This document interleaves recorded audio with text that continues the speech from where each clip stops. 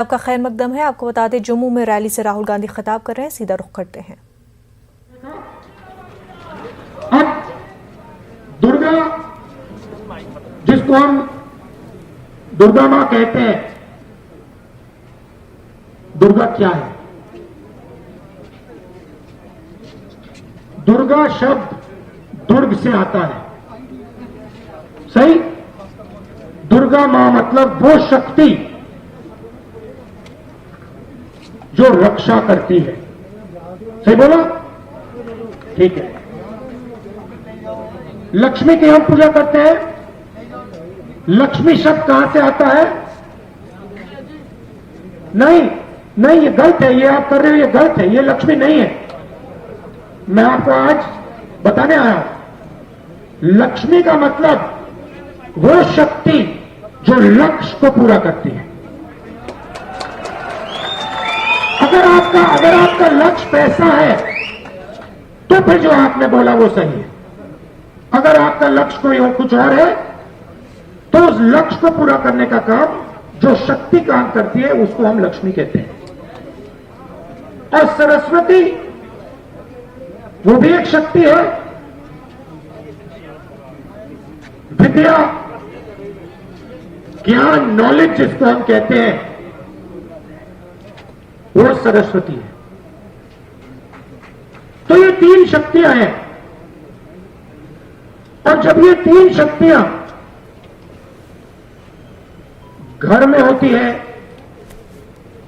देश में होती है, तो देश की तरक्की होती है।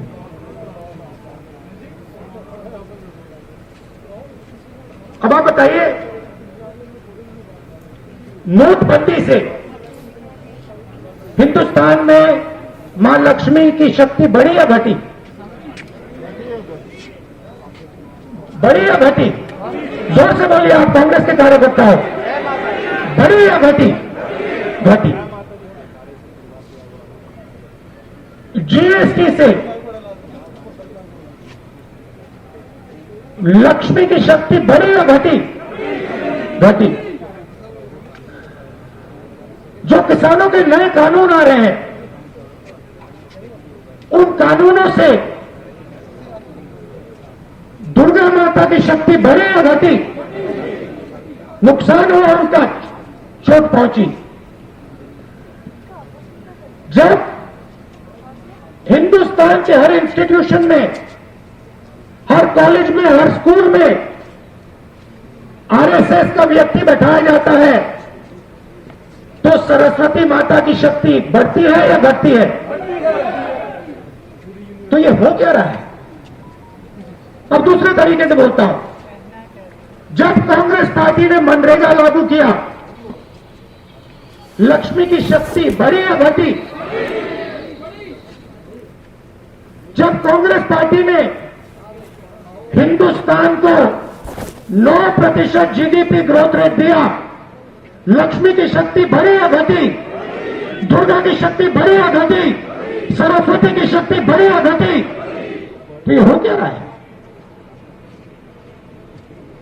जो अपने आप को हिंदू कहते हैं, जो वैष्णो देवी में जाके मत्था टेकते हैं, वो उन्हीं शक्तियों का अपमान करते हैं।